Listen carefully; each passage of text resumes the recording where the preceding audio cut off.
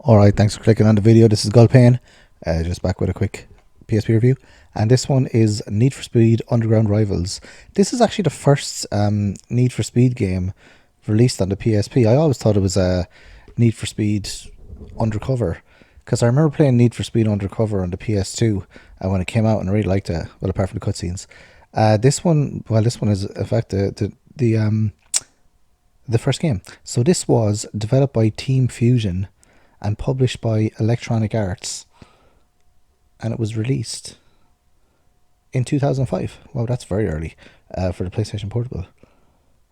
And it's in the old Need for Speed series, which goes all the way back to the 3DO that I've just found out. I didn't know about. Well, the more you learn. So this one has a lot of modes in it, but they're all sort of like basically just focused on the cars. There's no real personality in this at all. Even the modifications you can make to the car, they're not as kind of detailed as later games. Obviously this is the first one, so it's not going to have all of the bells and whistles that other games have, other Need for Speed games. There are a few Need for Speed games, 5 or 6 anyway. I have them all, I should know. I'm trying to get through most of them. After I got Need for Speed Carbon Own the Streets, I basically thought that they'd all be like that, but they're not.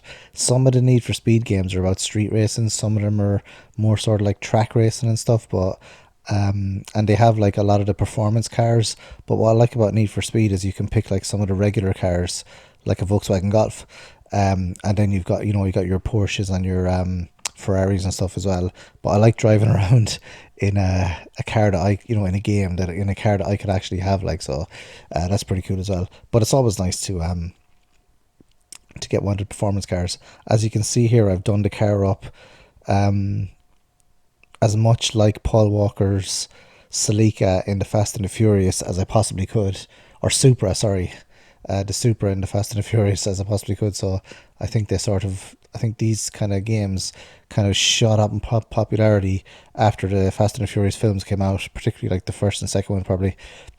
But yeah, so this one, there's lots of modes in it.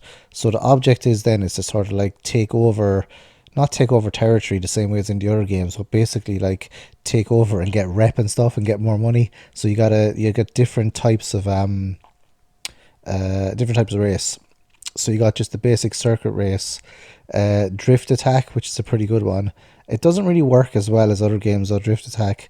Drag race is okay. You just basically have to press the button at the right time in drag race.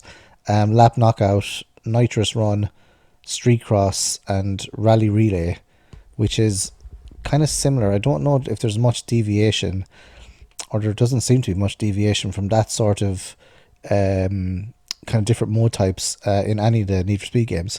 This one actually looks great as well. I love the aesthetic of sort of driving around the city at night. The kind of Need for Speed games do. Although this one is kind of the other Need for Speed games, you kind of, I won't say an open world, but it kind of is actually. Like a few of the Need for Speed games, they have like an open world, and you basically drive to like an area, and then there's an event, and then you do the event in order to kind of get more money and get different cars. This one, they take out the sort of map, and you just have the modes.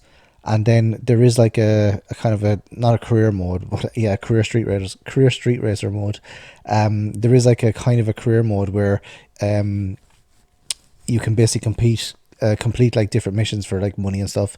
And then the doing up the car, as I've said already, is not the most polished in this one. It's okay, like it's better than some games where you can do nothing with the car.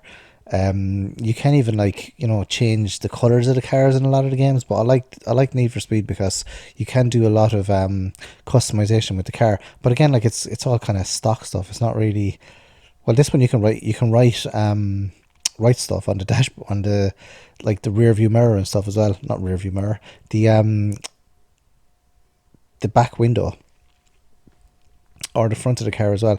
I can't remember if it's this one where you can write on the front of the car, but one of them anyway you can. So I like the